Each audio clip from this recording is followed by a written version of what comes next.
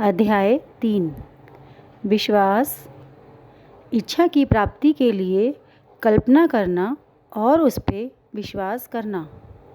दौलतमंद बनने की ओर दूसरा कदम। विश्वास मन का मुख्य रसायन है। जब विचारों की आवृत्ति विश्वास के साथ जुड़ती है तो अंतर्मन उन विचारों की आवृत्ति को आध्यात्मिक शक्ति के रूप में असीम शक्ति के पास भेज देता है, जो उसे वास्तविक रूप में आकार दे सके। सभी सकारात्मक भावनाओं में सबसे ताकतवर भाव होते हैं विश्वास, प्रेम और सेक्स। जब ये तीनों मिलते हैं तो इनमें इतनी अपार शक्ति होती है जिससे विचारों में नई ऊर्जा भर के तुरंत अंतर्मन में पहुंच जाती है, जहां ये आध्यात्मिक शक्ति के रूप में बदल जाती है। आध्यात्मिक शक्ति वह माध्यम है जो असीम शक्ति से वास्तविक जीवन में विचारों को साकार करने का जवाब लेकर आती है। प्रेम और विश्वास मन से संबंधित हैं, जो अधिकतर अध्यात्म पक्ष से जुड़े हुए हैं, जबकि सेक्स पूरी तरह जीव विज्ञान से संबंधित है। यह सिर्फ शरीर से जुड़ा हुआ पक्ष है। इन तीनों भावनाओं का मिश्रण नियत, विचारणीय मन और असीम शक्ति के बीच संवाद का सीधा रास्ता बनाता है। विश्वास कैसे विकसित किया जाए? विश्वास एक ऐसी मनःस्थिति है जिसे आत्म सुझाव सिद्धांत द्वारा अंतर्मन में बार बार सुझाव देने से विकसित किया जा सकता है। विश्वास ऐसी योग्यता है जो इच्छा के संवेग धन को भौतिक रूप में साकार कर सकता है। जो अगले अध्याय आत्म सुझाव और अध्याय अंतर्मन में अनुदेश बताए गए हैं, उन्हें पढ़कर आपको पता चलेगा कि आप जो चाहते हैं उसके बारे में अगर अंतर्मन को विश्वास दिला दें तो वह जरूर मिलता है। आपके लक्ष्य प्राप्ति के लिए अंतर्मन आपके विश्वास के आधार पर काम करेगा। अगर किसी व्यक्ति के पास विश्वास का नामो निशान ही नहीं है तो उसे यह बताना बहुत मुश्किल है कि किस तरह विश्वास विकसित किया जा सकता है। यह ठीक उतना ही मुश्किल है जितना किसी अंधे व्यक्ति को लाल रंग के बारे में बताना। विश्वास एक मनःस्थिति है जिसका विकास किताब में दिए गए इन 13 सिद्धांतों पर महारत हासिल करने के बाद किया जा सकता है। बार बार अपने मन में सुझाव डालना ही खुद से भावनाएं विकसित करने का एकमात्र जरिया है। आगे दिए गए विवरण से ये साफ हो जाएगा, जो सुझाव आप अपने मन में डालते हो वही बन जाते हो। यहाँ तक कि अपराधी भी। एक आपराधिक रसद में कहा गया है, जब लोग पहली दफ़ा अपराध या अपराधियों के संपर्क में आते हैं तो उनसे घृणा करते हैं। अगर फिर भी वे किसी तरह कुछ दिनों तक अपराध के संपर्क में बने रहें तो उसके आदी होने लगते हैं और सहन करना सीख जाते हैं, तथा फिर जब काफ़ी लंबे समय तक उसके संपर्क में बने रहते हैं तो अपराध से प्रभावित होकर उसमें शामिल हो जाते हैं। अगर इस बात को इस तरह कहें कि अगर आप आवेश के साथ किसी विचार को लगातार सोचते हैं तो अंतर्मन इस विचार को स्वीकार कर लेता है और इस पर कार्य करता है। अंतर्मन उस संवेग को साकार रूप देने के लिए कोई ना कोई व्यवहारिक प्रक्रिया उपलब्ध कराता है। वे सभी विचार जिनसे भावनाएं जुड़ जाती हैं और उनसे विश्वास भर जाता है, तो वे विचार खुद को भौतिक रूप में तब्दील कर लेते हैं। ऐसे लाखों लोग हैं जो यह मानते हैं कि वे गरीबी और भूखमरी में जीने के लिए इसलिए अपशब्द हैं क्योंकि कोई रहस्यमयी शक्ति उनके खिलाफ काम कर रही है जिस पर उनका कोई नियंत्रण नहीं है। इस नकारात्मक आस्था या विश्वास के कारण वे अपने दुर्भाग्य के निर्माता खुद होते हैं, क्योंकि उनका अंतर्मन उनके इस नकारात्मक विश्वास को पकड़ लेता है और इसे भौतिक रूप में आकार देता है। एक बार फिर यह बताना उचित होगा कि यदि आप अपनी इच्छा शक्ति को हकीकत में बदलना चाहते हैं तो आप उसे अपने अंतर मन तक पहुंचा दीजिए, परंतु इसके लिए यह ज़रूरी है कि आपकी चाहत मजबूत और आशावादी हो। अगर ऐसा है तो आप उसे भौतिक रूप में बदल सकते हैं। आपका विश्वास ही वह भाव है जो आपके अंतर मन की क्रिया निर्धारित करता है। आत्म सुझाव के द्वारा अपने अंतर मन को धोखा देने से आपको कोई नहीं रोक रहा है। जिस तरह से मैंने अपने पुत्र के अंतर मन को धोखा दिया था, इस धोखे को यथार्थवादी बनने के लिए इस तरह व्यवहार करें जैसे आपके पास पहले से ही वह भौतिक वस्तु मौजूद हो जिसकी आप इच्छा कर रहे हैं। यह भाव आप में उस समय होना चाहिए जब आप अपने अंतर मन को आदेश दे रहे हों। अंतर मन विश्वास और आस्था की स्थिति में दिए गए किसी भी आदेश को जिसके बारे में आपको विश्वास हो कि वह हकीकत में बदल जाएगा, सबसे सीधे और व्यवहारिक तरीके से भौतिक रूप में बदल देगा। निश्चित रूप से इतना कहा जा चुका है कि आप उस शुरुआती पॉइंट पर पहुंच सके जहां से प्रयोग और अभ्यास के द्वारा आप अपने अंतर मन को दिए जाने वाले किसी भी आदेश को आस्था से सरोबार करने की योग्यता हासिल कर सकें। पूर्णता अभ्यास से ही आएगी। ये केवल निर्देशों को पढ़ने भर से नहीं आ सकती। आपके लिए यह अनिवार्य है कि आप सकारात्मक भावनाओं को अपने मन की प्रबल शक्तियों के रूप में प्रोत्साहन करें और नकारात्मक भावनाओं को हतोत्साहित करके उन्हें अपने मन से निकाल दें। जिस मन में सकारात्मक भावनाओं की प्रबलता होती है वह उस मन अवस्था का प्रिय निवास बन जाता है। वह मन इच्छा के अनुरूप अंतर मन को निर्देश देता है जिसे यह स्वीकार करता है और इस पर तुरंत कार्य करता है। काफ़ी लंबे समय से धर्मावलंबी संघर्षरत मानवता को यह संदेश देते रहे हैं कि उन्हें इस या उस धार्मिक सिद्धांत में विश्वास करना चाहिए, परंतु वे लोगों को यह बताने में असफल रहे कि विश्वास को किस तरह से पैदा किया जाए। उन्होंने यह नहीं बताया कि विश्वास एक मानसिक अवस्था है जिसे आत्म सुझाव द्वारा विकसित किया जा सकता है, ऐसी भाषा में जिसे एक आदमी समझ सके। हम वह सिद्धांत बताएंगे जिसके द्वारा विश्वास वहाँ पर विकसित किया जा सकता है जहाँ पर इसका नामो निशान नहीं है। अपने आप पर विश्वास रखें और परमपिता पर विश्वास रखें। इसके पहले कि हम शुरू करें, आपको एक बार फिर यह याद दिलाना ज़रूरी है, विश्वास ही वह शक्ति है जो विचार के आवेग को जीवन, शक्ति और क्रियाशीलता प्रदान करता है। पिछले वाक्य दोबारा पढ़ने लायक हैं और तीसरी बार यहाँ तक कि कई बार भी पढ़ सकते हैं। जोर से पढ़ें तो बेहतर रहेगा। विश्वास धन कमाने का शुरुआती बिंदु है। विश्वास उन सभी चमत्कारों और सभी रहस्यों का आधार है जिन्हें विज्ञान के नियमों के आधार पर स्पष्ट नहीं किया जा सकता। विश्वास कामयाबी का इकलौता इलाज है। विश्वास वह रसायन है जिसे जब प्रार्थना के साथ मिलाया जाता है तो इंसान असीम शक्ति के साथ सीधा संवाद करता है। विश्वास वह रसायन है जो इंसान के सीमाबद्ध मन द्वारा निर्मित विचारों के आम कंपनों को आध्यात्मिक समतुल्य में रूपांतरित करता है। विश्वास इकलौता माध्यम है जिसके द्वारा इंसान असीम शक्ति की वैश्विक शक्ति का दोहन और प्रयोग कर सकता है।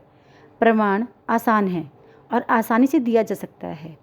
यह आत्म सुझाव के सिद्धांत में लिप्त हुआ है। आइए हम अपने ध्यान को आत्म सुझाव के विषय पर केंद्रित कर लें और यह पता लगाएं कि ये क्या है और ये क्या हासिल करने में समर्थ है। यह तथ्य तो सभी जानते हैं कि आदमी अपने आप से जो बार बार दोहराता है वह आखिरकार उस बात पर विश्वास करने लगता है चाहे वह बात सही हो या गलत। अगर कोई आदमी बार किसी झूठ को दोहराए तो अंततः वह उस झूठ को सच के रूप में स्वीकार कर लेगा। यही नहीं, वह विश्वास करने लगेगा कि ये सच है। इंसान वही बन जाता है जिस तरह के विचारों को वह अपने मन में राज करने देता है। जिन विचारों का इंसान अपने मन में जगह देता है, जिन्हें वह सहानुभूति के साथ प्रोत्साहित करता है और जिन्हें वह अपनी भावना के साथ संबंध करता है, वे प्रेरक शक्तियाँ बन जाते हैं जो उसकी हर गतिविधि, हर कार्य और हर कर्म को नियंत्रित करता है और निर्देशित करती है। आइए अब एक बहुत ही महत्वपूर्ण सच्चा वक्तव्य। जब विचार भावनाओं के साथ संयोजित हो जाते हैं तो वे एक मैग्नेटिक पावर बन जाते हैं जो अपने समान या अपने से जुड़े दूसरे विचारों को आमंत्रित करते हैं। भावना के साथ जुड़ जाने पर इस तरह से चुंबकीय हो गए विचार की तुलना हम उस बीज से कर सकते हैं जिसे उपजाऊ जमीन में बोए जाने पर वह अंकुरित होता है, उगता है और कई गुना हो जाता है, जब तक कि यह छोटा सा एक बीज अपने ही जैसा लाखों अनगिनत बीज नहीं बना जाता। मानवीय मन ऐसे कंपनों को लगातार आकर्षित करता है जो मन में रह रहे विचारों के अनुरूप हो। इंसान के मन में प्रबलता में मौजूद कोई भी विचार, योजना या लक्ष्य अपने रिश्तेदारों को आमंत्रित और आकर्षित करता है और इन रिश्तेदारों से जुड़ने के बाद वह अधिक शक्तिशाली बन जाता है और उसकी शक्ति तब तक बढ़ती रहती है जब तक कि वह उस व्यक्ति का प्रबल मालिक नहीं बन जाता जिसके मन में वह निवास करता है। अब हम शुरुआती बिंदु पर फिर से चलें और यह जानें कि किस तरह विचार, योजना या लक्ष्य का मूल बीज मन में बोया जा सकता है। यह जानकारी आसानी से दी जा सकती है। किसी भी विचार, योजना या लक्ष्य को बार बार दोहराए जाने पर इसे मन में रखा जा सकता है। इसलिए आपसे यह कहा गया है कि आप अपने प्रमुख लक्ष्य को लिख लें, इसे याद कर लें और जोर से हर दिन पढ़ें जब तक कि यह ध्वनि के कंपन आपके अंतर्मन तक ना पहुंच जाएं। दुर्भाग्यशाली माहौल के प्रभावों को हटाने का संकल्प करें और अपने जीवन को सही पटरी पर ले आएं। अपनी मानसिक संपत्ति और दायित्वों का हिसाब लगाएं और आप पाएंगे कि आपकी सबसे बड़ी कमजोरी है आत्मविश्वास की कमी। आप आत्म सुझाव के सिद्धांत की मदद से इस कमी या अड़चन को ऑर्डर कर सकते हैं और अपने संकोच को साहस में बदल सकते हैं। इस सिद्धांत का प्रयोग कुछ सकारात्मक विचारों के आसान प्रयोग द्वारा किया जा सकता है। आपको सिर्फ इतना करना है कि आप इन सकारात्मक विचारों को लिख लें, याद कर लें और बार बार पढ़ें जब तक कि ये आपके अंतर्मन के सक्रिय उपकरण का हिस्सा ना बन जाए। आत्मविश्वास का फार्मूला। पहला, मैं जानता हूँ कि मुझ में जीवन के निश्चित लक्ष्य को हासिल करने की योग्यता है और इसलिए मैं खुद से यह अपेक्षा करता हूँ कि मैं इसे हासिल करने के लिए निरंतर लगन से कार्य कर और मैं यहाँ पर अभी वादा करता हूँ कि मैं इसी तरह से कार्य करूँगा। दूसरा, मुझे ये एहसास है कि मेरे मन के प्रबल विचार अंततः अपने आप को बाहरी भौतिक कार्यों में बदल देंगे और धीरे धीरे अपने आप को भौतिक रूप में रूपांतरित कर लेंगे। इसलिए मैं अपने विचारों को हर दिन 30 मिनट तक इस बात पर एकाग्र करूँगा कि मैं की तरह इंसान बनने के लिए सोच रहा हूँ, ताकि मेरे मन में इसकी एक स्पष्ट तस्वीर रहे। तीसरा, मैं जानता हूँ कि आत्म सुझाव के सिद्धांत के प्रयोग के द्वारा मैं जिस भी इच्छा को अपने मन में निरंतर बनाए रखूँगा, वह अंततः किस प्रैक्टिकल तरीके के द्वारा अपने आप को भौतिक रूप में बदल लेगी और मुझे वह वस्तु हासिल हो जाएगी जिसका मैंने लक्ष्य बनाया है। इसलिए मैं हर दिन 10 मिनट इस काम को दूंगा कि मैं आत्मविश्वास का विकास करूं। चौथा, मैंने स्पष्ट रूप से जीवन में अपने प्रमुख निश्चित लक्ष्य का वर्णन लिख दिया है और मैं कोशिश करना कभी नहीं छोड़ूंगा जब तक कि मुझ में इसे हासिल करने का पर्याप्त आत्मविश्वास विकसित ना हो जाए। पांचवा, मुझे पूरी तरह एहसास है कि कोई भी संपत्ति या पद तब तक लंबे समय तक नहीं बना रह सकता जब तक कि यह सत्य और न्याय पर आधारित ना हो। इसलिए मैं किसी भी ऐसी गतिविधि से संलग्न नहीं होऊंगा जिससे इससे प्रभावित होने वाले सभी लोगों को लाभ ना हो। मैं इसी शक्तियों को अपनी तरफ आकर्षित करके सफलता पाऊंगा जिनका मैं प्रयोग करना चाहता हूँ और मैं दूसरे लोगों के सहयोग के द्वारा सफलता पाऊंगा। मैं दूसरे व्यक्तियों को प्रेरित करूंगा कि वे नेहरू सेवा करें क्योंकि मैं हमेशा दूसरों की सेवा करने का इच्छुक रहूंगा।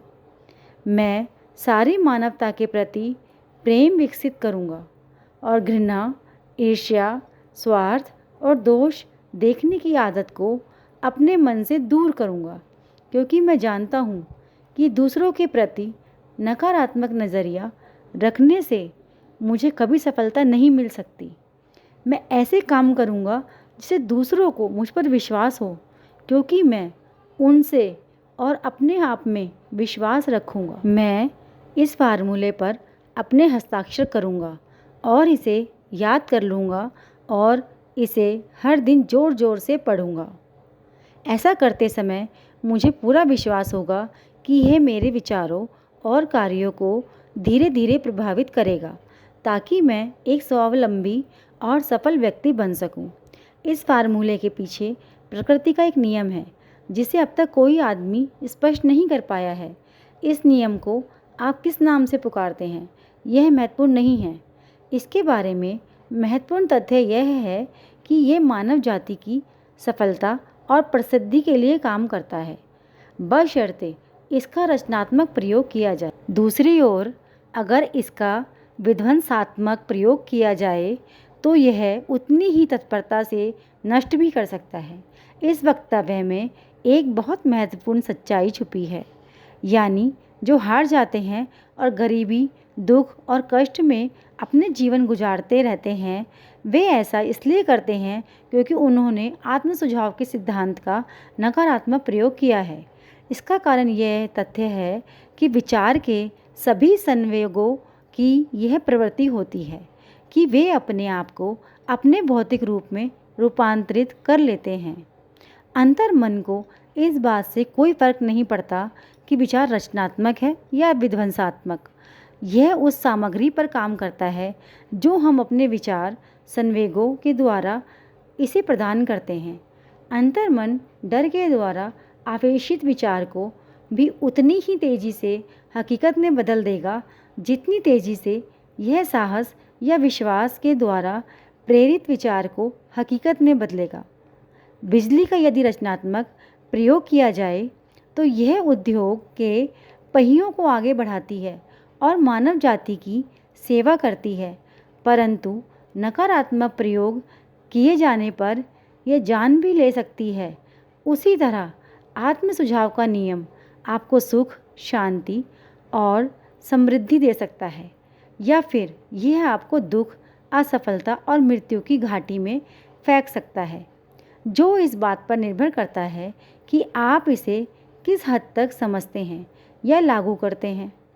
अगर आप अपने मन में डर, शंका और आत्मविश्वास भर लेते हैं, अगर आप यह मानते हैं कि आप में असीम शक्तियों के साथ जुड़ने और उनका प्रयोग करने की सामर्थ्य नहीं है, तो आत्म सुझाव का नियम इस आत्मविश्वास के भाव को लेगा और इसे उस सांचे में ढाल लेगा जिसके द्वारा आपका अंतर्मन इसे इसके भौतिक रूप में बदल देगा। उस हवा की तरह जो एक जहाज़ को पूर्व दिशा में ले जाती है और दूसरे को पश्चिम दिशा में। आत्म सुझाव का नियम आपको ऊपर उठा सकता है या नीचे गिरा सकता है, जो इस बात पर निर्भर करता है कि आपने अपने विचार की पाल को किस तरह से बांधा है। आत्म सुझाव के नियम के द्वारा कोई भी व्यक्ति उपलब्धि की कल्पनातीत ऊंचाइयों को छू सकता है और यह इस कविता में बहुत अच्छी तरह से अभिव्यक्त होता है। अगर आप सोचते हैं कि आप हार गए हैं तो आप हार गए हैं। अगर आप सोचते हैं कि आप में हिम्मत नहीं है तो आप में नहीं है। अगर आप जीतना चाहते हैं लेकिन सोचते हैं कि आप जीत नहीं सकते तो यह लगभग तय है कि आप नहीं जीत पाएंगे। अगर आप सोचते हैं कि आप हारेंगे तो आप हार चुके हैं, क्योंकि दुनिया में हमने यह पाया है सफलता किसी भी व्यक्ति की इच्छा से शुरू होती है। यह पूरी तरह से मानसिक स्थिति पर निर्भर है। अगर आप सोचते हैं कि आप पिछड़ गए हैं तो सचमुच ऐसा ही है। आपको ऊपर उठने के बारे में सोचना होगा। आपको अपने आप पर विश्वास करना होगा और तभी आप ज़िंदगी में कुछ कर सकते हैं। जीवन के युद्ध में हमेशा वही नहीं जीतता जो सबसे ताकतवर या तेज होता है, बल्कि तुरंत या देरी से जीतता वही है जो सोचता है कि वह जीत सकता है। उन शब्दों पर ध्यान दीजिए जिन पर जोर दिया गया है और आप उसे ग्रहण अर्थ को समझ लेंगे जो कवि के मन में था।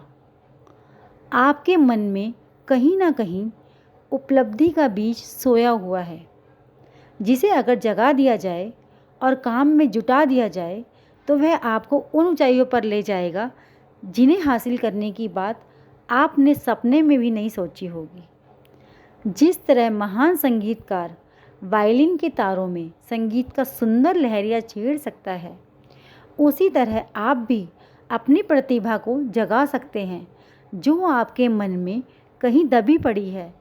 इसके माध्यम से आप अपने आप को ऊपर की तरफ ले जा सकते हैं और जिस लक्ष्य को प्राप्त करना चाहें उस लक्ष्य को प्राप्त कर सकते हैं। 40 साल की उम्र तक अब्राहम लिंकन ने जिस काम में हाथ डाला वे उसमें असफल रहे। वे किसी गुमनाम जगह से आए हुए गुमनाम आदमी थे, जब तक कि उनके जीवन में एक महान अनुभव नहीं आया और उस अनुभव के उनके दिलो दिमाग में सोई हुई उनकी प्रतिभा को नहीं जगाया, तब जाकर वे दुनिया के सचमुच महान लोगों में से एक बन सके। यह अनुभव दुख और प्रेम के भावों से जुड़ा हुआ था। ये अनुभव एन रूटलेस के माध्यम से आया, जो इकलौती महिला थी जिसे लिंकन ने प्रेम किया था। यह एक सुपरिचित तथ्य है कि प्रेम का भाव विश्वास की मानसिक अवस्था से बहुत करीबी रूप से जुड़ा हुआ है। इसका कारण यह है कि प्रेम हमारे विचार संवेगों को उनके आध्यात्मिक रूप में बदलने से करीब से होता है।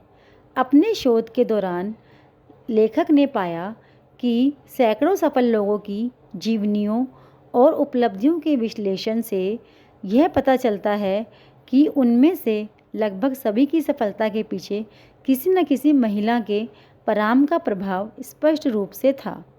अगर आप विश्वास की शक्ति का प्रमाण चाहते हैं तो आप उन पुरुषों और महिलाओं की उपलब्धियों का अध्ययन कीजिए जिन्होंने इसका प्रयोग किया है। सूची में सबसे ऊपर नजारेन का नाम आता है। ईसाई धर्म का आधार है आस्था। चाहे कितने ही लोगों ने इस महान शक्ति के अर्थ को गलत ढंग से विश्लेषित किया है और तोड़ा मरोड़ा है, ईसा मसीह की शिक्षा और उपलब्धियों का सार जिसे चमत्कार के रूप में विश्लेषित किया जा सकता है, विश्वास या आस्था ही है। अगर चमत्कार जैसी कोई चीज़ होती तो यह केवल उस मानसिक अवस्था के द्वारा हो सकती है जिसे विश्वास कहा जा सकता है।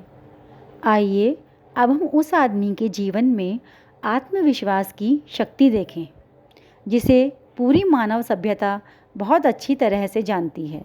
उस आदमी का नाम है महात्मा गांधी। इस आदमी ने विश्वास की संभावनाओं का सबसे चमत्कारी उदाहरण देखने को मिलेगा। अपने समय में गांधी जी के पास जितनी शक्ति थी उतनी किसी भी जीवित व्यक्ति के पास नहीं थी, और इसके बावजूद उनके पास शक्ति के कोई पारंपरिक औजार नहीं थे, जैसे कि धन, युद्ध के जहाज, सिपाही या हथियार। गांधी जी के पास पैसा नहीं था, घर नहीं था, उनके पास एक सूट भी नहीं था, परंतु उनके पास शक्ति थी। उनके पास यह शक्ति कैसे आई? उन्होंने इस विश्वास के सिद्धांत की समझ के द्वारा विकसित किया, और उनमें यह योग्यता थी कि वे अपनी आस्था को 20 करोड़ लोगों के दिमाग में बो सकें। गांधी जी ने 20 करोड़ मन को एक दिमाग की तरह एक साथ जुड़ने और एक साथ चलने के लिए प्रेरित किया, जो एक महान कार्य था। विश्वास के सिवाय और कनु सी शक्ति इतना कर सकती थी। 20वीं सदी के मध्य में मार्टिन लूथर किंग को मानव अधिकारों और सभी लोगों के गौरव की रक्षा करने के लिए उनके मन में गहरा विश्वास था, जिसकी वजह से हर जाति संप्रदाय में विश्वास करने वाले महिलाओं एवं पुरुषों ने उनके समाज में एक समान अधिकारों के संघर्ष से जुड़े। उनका सपना था कि किसी को उसके रंग से नहीं बल्कि उसके चरित्र से पहचाना जाना चाहिए। उनका यह सपना पूरी तरह से तो पूरा नहीं हो सका, परंतु उनके कार्य और मृत्यु ने संपूर्ण दुनिया में एक नव चेतना की तरह कार्य किया और लोगों को लगातार इससे जूझने के लिए प्रेरित कर रहा है। बिजनेस और उद्योग चलने में विश्वास और सहयोग की ज़रूरत होती है। ऐसे में यह रोचक भी है और लाभदायक भी कि हम एक घटना का विश्लेषण करें जो हमें बहुत अच्छे ढंग से वह तरीका समझाती है जिसके द्वारा उद्योगपतियों और बिजनेसमैनों में बहुत बड़ी दौलत कमाई तथा उन्होंने लेने से पहले देने के तरीके से ऐसा कर दिखाया। ये घटना 1900 की है, जब यूनाइटेड स्टेट्स स्टील कॉरपोरेशन बन रहा था। जब आप कहानी पढ़ें तो इन मूलभूत तथ्यों को अपने दिमाग में रखें और आप समझ पाएंगे कि किस तरह विचार बड़े खजानों में बदलते हैं। अगर आप उन लोगों में से हैं जो अक्सर आश्चर्य करते हैं कि किस तरह ढेर सारी दौलत कमाई जाती है, तो यूनाइटेड स्टेट्स स्टील कॉरपोरेशन के निर्माण की यह कहानी आपको काफ़ी कुछ सिखा देगी।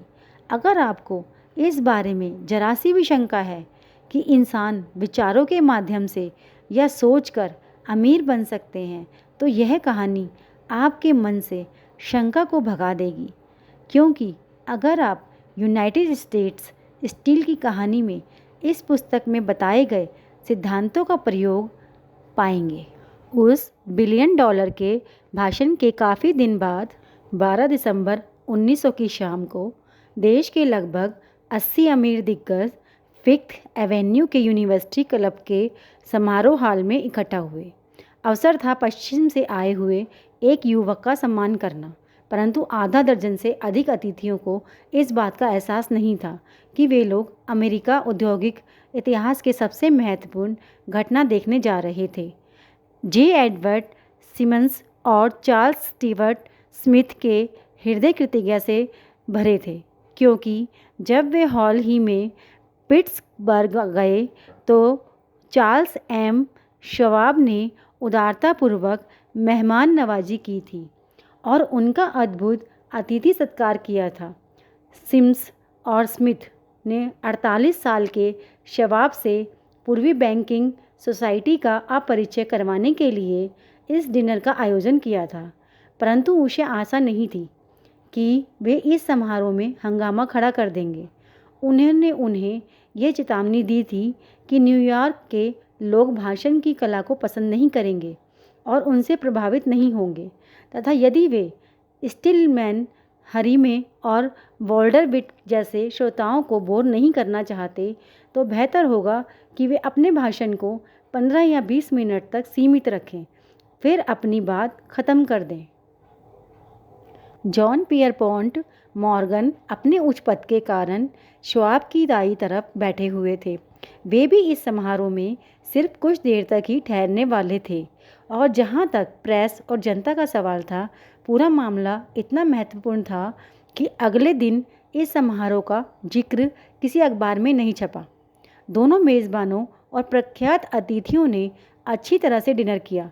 बीच में बहुत काम चर्चा हुई और जितनी हुई वह भी तनाव के माहौल में हुई। बहुत काम बैंकर और ब्रोकर शवाब से मिले थे, जिसका कैरियर मनोगेहला के किनारे पर परवान चढ़ा था और उसे कोई भी अतिथि ठीक से नहीं जानता था। परंतु शाम खत्म होने से पहले उन सभी और मनी मास्टर मॉर्गन के पैरों तले जमीन खिसक गई और $1 बिलियन के यूनाइटेड स्टेट्स स्टील कॉरपोरेशन का बीज बोया गया। इतिहास के लिहाज से यह दुर्भाग्यपूर्ण है कि उस डिनर से चार्ल्स शवाब के दिए हुए भाषण का कोई रिकॉर्ड नहीं है। शायद यह एक घरेलू भाषण होगा जिसमें ग्रामर की कई गलतियाँ हो गई, क्योंकि शवाब भाषा की शुद्धता पर ज़्यादा ध्यान नहीं देते थे और उस भाषण में सूक्तियाँ और चुटकुले भी होंगे, परंतु इनके अलावा उसमें एक प्रबल शक्ति थी जिसका उन $5 बिलियन के लगभग की संपत्ति वाले श्रोताओं पर अविस्मरणीय प्रभाव पड़ा। जब 90 मिनट का भाषण समाप्त हुआ और जब श्रोता उसके जादू के कारण अब भी मंत्रमुग्ध थे, तो मॉर्गन वक्त को एक खिड़की के पास अलग ले गए, जहां चौखट पर बैठकर और पैरों को नीचे लटकाकर उन्होंने 1 घंटे तक चर्चा की। शवाब के व्यक्तित्व का जादू पूरी शक्ति से काम कर रहा था, परंतु इससे भी अधिक महत्वपूर्ण और अधिक स्थायी वह पूर्ण और स्पष्ट प्रोग्राम था जो उन्होंने स्टील के विस्तार के लिए प्रस्तुत किया था। कई और लोगों ने मॉर्गन की रुचि जगाने की कोशिश की थी कि वे स्टील के लिए भी उसी तरह का ट्रस्ट बनाएं जिस तरह बिस्किट, वायर और हुक शक्कर, रबर, विस्की, तेल या च्युइंगम के लिए बना रखा था। जॉन डब्ल्यू गेट्स नाम के गैम्बलर ने भी इसका प्रस्ताव रखा था, परंतु मांग को उस पर भरोसा नहीं था। बिल और जिम मूर, जो शिकागो में स्टॉक जॉबर्थ और जो एक मैच ट्रस्ट और क्रैकर कॉरपोरेशन बना चुके थे, उन्होंने भी इसका प्रस्ताव रखा था, परंतु वे भी असफल हुए थे। देहांत के वकील अल्बर्ट एच गैरी भी यही चाहते थे, परंतु वे इतने बड़े नहीं थे कि उनकी बातों का प्रभाव पड़े। सिर्फ शवाब की वाक्पटुता ही जेपी मॉर्गन को उन ऊंचाइयों तक ले जा सकी जहां से वे यह देख पाए कि इस साहसिक आर्थिक कार्य के कितने ज़बरदस्त परिणाम निकले। हालांकि आसानी से पैसे कमाने वाले लोगों की नज़र में यह विचार एक पागलपन भरा सपना ही था। आर्थिक चुंबकीय एक पीढ़ी पहले शुरू हुई थी और इसने स्टील जगत में हजारों छोटी और कई मामलों में अक्षमता से चलाई जा रही कंपनियों को बड़े और प्रतियोगिता से धाराशाही हो चुके कॉरपोरेशनों में तब्दील किया था और यह हंसमुख उसी नीस पायरेट जॉन डब्ल्यू गेट्स के द्वारा खोजी गई तकनीकों से संभव हुआ था। छोटी कंपनियों से गेट्स पहले ही American steel and wire company बना चुके थे और मॉर्गन के साथ मिलकर उन्होंने फेडरल स्टील कंपनी बना ली थी। परंतु अगर उनकी तुलना एंड्रू कार्नेगी के विशालकाय ट्रस्ट से की जाए, जिसके स्वामी और संचालक थे, तो यह सारी कंपनियों और कॉरपोरेशन बोने थे। चाहे वे कितनी ही एकता का परिचय दे दें, परंतु वे सब मिलकर भी कार्नेगी साम्राज्य में सुरंग नहीं लगा सकते थे और मॉर्गन यह बात जानते थे। कार्नेगी भी यह बात जानते थे कि इसकी वो कैंसल की नाशानदार ऊंचाइयों से उन्होंने पहले तो रोचकता से और बाद में चिढ़ कर देखा कि मॉर्गन को छोटी कंपनियां उसके बिजनेस में किस तरह प्रवेश कर रही हैं। जब यह प्रयास अधिक साहसिक हुए तो कार्नेगी क्रोधित हो गए और उन्होंने प्रतिशोध लेना शुरू कर दिया। उन्होंने ये फैसला किया कि वे अपने प्रतियोगियों की हर मिल को डुप्लीकेट करेंगे। अब तक उन्होंने वायर, पाइप, हुप या शीट में कोई रुचि नहीं दिखाई थी। इसके बजाय वे इतने में ही संतुष्ट थे और उन्हें इस अपने मनचाहे आकार में ढलने देते थे।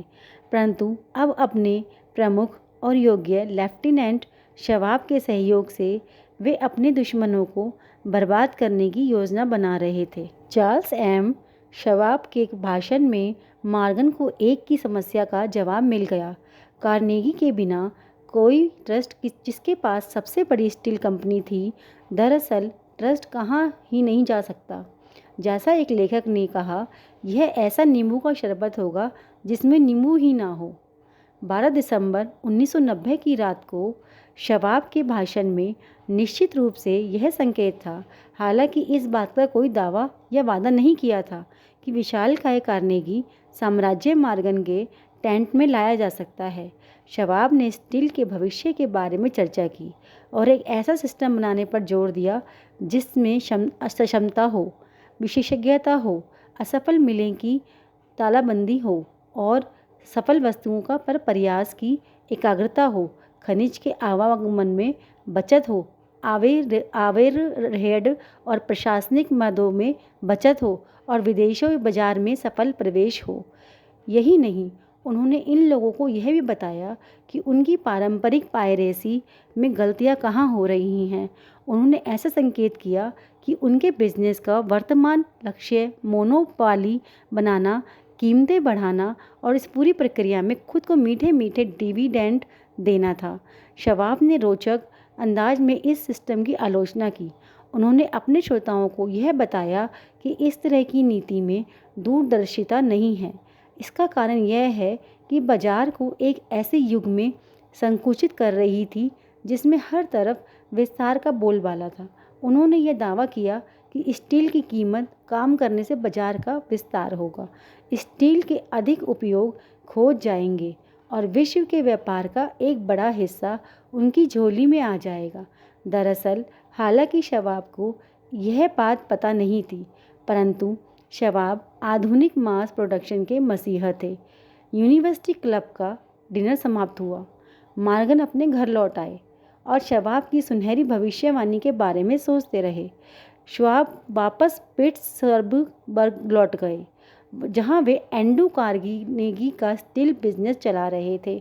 गैरी और बाकी लोग अपने स्टॉक टिकरेस के पास वापस लौट गए, जहां वे अगले कदम का इंतज़ार करने लगे। इसमें ज़्यादा वक्त नहीं लगा। शवाब ने उसके सामने तर्कों का जो भेजा रखा था उसे पचाने में मॉर्गन को 1 सप्ताह लगा। उन्होंने अपने आप को पूरी तरह से आश्वस्त कर लिया कि इसका परिणाम आर्थिक अपच नहीं होगी। उन्होंने शवाब को बुलवाया और उन्होंने पाया कि वह युवक जरा संकोची था। शवाब ने संकेत दिया कि कार्नेगी इस बात को पसंद नहीं करेंगे कि उनकी कंपनी का विश्वसनीय प्रेसिडेंट वॉल स्ट्रीट के सम्राट के साथ मुलाकात कर रहा है, जबकि कार्नेगी ने यह कसम खाई थी कि वे वॉल स्ट्रीट पर कभी कदम नहीं रखेंगे। फिर जॉन डब्ल्यू गेट्स नाम के बिचौलिए ने यह सुझाव दिया कि अगर शवाब फिलाडेल्फिया में बेलेव्यू होटल में जा रहे हैं तो जेपी मॉर्गन भी उसी समय उस होटल में रहेंगे। जब शवाब आए तो मॉर्गन दुर्भाग्य से न्यूयॉर्क के अपने घर में बीमार थे और इसलिए उसके प्रबल आग्रह पर शवाब न्यूयॉर्क गए और उस आर्थिक दिग्गज की लाइब्रेरी में उन दोनों की मुलाकात हुई। कुछ आर्थिक इतिहासकारों की माने तो इस नाटक की शुरुआत से लेकर अंत तक के मैच के निर्देशक एंड्रू कार्नेगी थे। वे ये मानते हैं कि शवाब के डिनर से लेकर उनका प्रसिद्ध भाषण, शवाब और मॉर्गन की रविवार रात मुलाकात तक की सारी घटनाएं चतुर स्कॉट कार्नेगी के दिमाग की उपज थी, परंतु सच्चाई इससे ठीक अलग थी। जब शवाब को इस सादे के अंतिम रूप के दर्शन के लिए बुलाया गया तो वे भी नहीं जानते थे कि लिटिल बॉस एंड्रू कार्नेगी इसे मानेंगे भी या नहीं। वे बेचने के प्रस्ताव के बारे में सोचेंगे भी या नहीं, खासकर उन लोगों को जिनसे वे बुरी तरह चिढ़ते थे। परंतु शवाब उस मुलाकात में अपने साथ अपनी ही लिखाई में कॉपर प्लेट के आकरणों की 6 शीट लेकर गए, जिसमें यह लिखा हुआ था कि इस नए ट्रस्ट की हर स्टील कंपनी का आर्थिक मूल्य और उसकी संभावित आर्थिक कमाई की क्षमता क्या थी। 4 लोग उन आंकड़ों का विश्लेषण करते हुए पूरी रात बैठे रहे।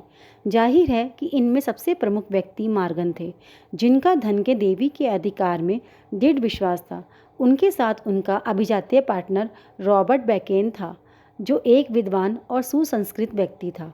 तीसरा था जॉन डब्ल्यू गेट्स, जिसे मॉर्गन के एक गैम्बलर होने के कारण छोटा समझते थे और उसे एक औजार की तरह इस्तेमाल करते थे। चौथे खुद श्वाब थे, जो स्टील बनाने और बेचने की प्रक्रियाओं के बारे में उस समय जीवित किसी भी समूह में से अधिक जानते थे। पूरी चर्चा में पिट्सबर्ग के इस आदमी के आंकड़ों के बारे में कोई सवाल नहीं किया गया। अगर उन्होंने कह दिया कि किसी कंपनी का मूल्य इतना था तो उस कंपनी का मूल्य उतना ही था, ना उससे अधिक ना उससे कम। उन्होंने इस बात पर जोर दिया कि इस ट्रस्ट में केवल वही कंपनियां रहें जिनका नाम उन्होंने लिखा था।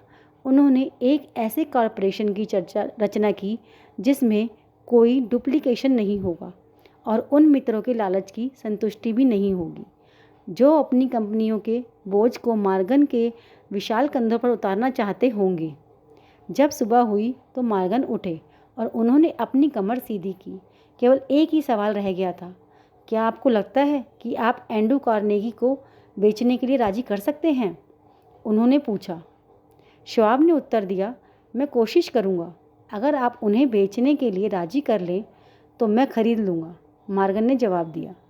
श्वाब ने उत्तर दिया, मैं कोशिश करूँगा। अगर आप उन्हें बेचने के लिए राजी कर लें तो मैं खरीद लूँगा, मॉर्गन ने जवाब दिया। यहाँ तक सब ठीक था, परंतु क्या कार्नेगी बेचेंगे? और अगर बेचेंगे तो वे बदले में कितनी रकम मांगेंगे?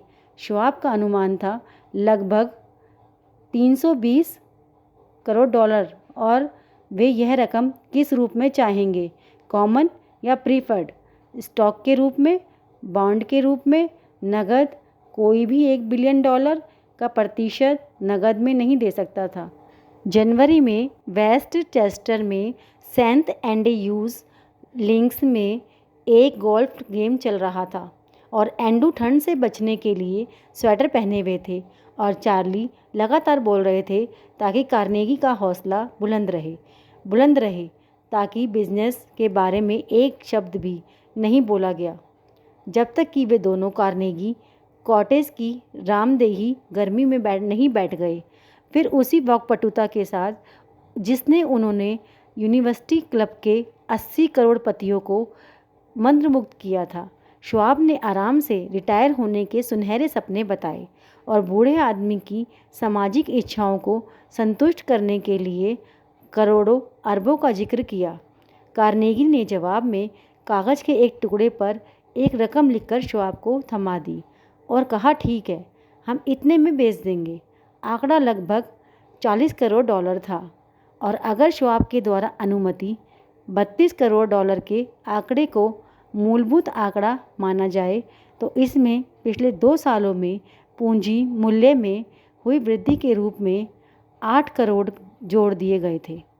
बाद में ट्रांस अटलांटिक लाइनर के डेक पर खड़े होकर कार्नेगी ने मॉर्गन से अफसोस से कहा, काश मैंने आपसे 10 करोड़ डॉलर अधिक मांगे होते। अगर आपने मांगे होते तो आपको वह भी मिल गए होते, मॉर्गन ने खुश होकर बताया। इस बात से काफ़ी सनसनी फैली। एक ब्रिटिश संवाददाता ने तार दिया कि विदेशी स्टील जगत इस दैत्याकार ट्रस्ट से स्तंभित है। एल के प्रेसिडेंट हेडली ने घोषणा की कि अगर देश में ट्रस्ट बनाने संबंधी नियम नहीं बनाए गए तो अगले 25 सालों में वॉशिंगटन में एक सम्राट शासन करेगा। परंतु योग्य स्टॉक विशेषज्ञ की ने नए स्टॉक को जनता की इतनी योग्यता से बेचा कि सारा का सारा पानी, कई लोगों को अनुमान था 60 करोड़ डॉलर पलक झपकते ही सोख लिया गया।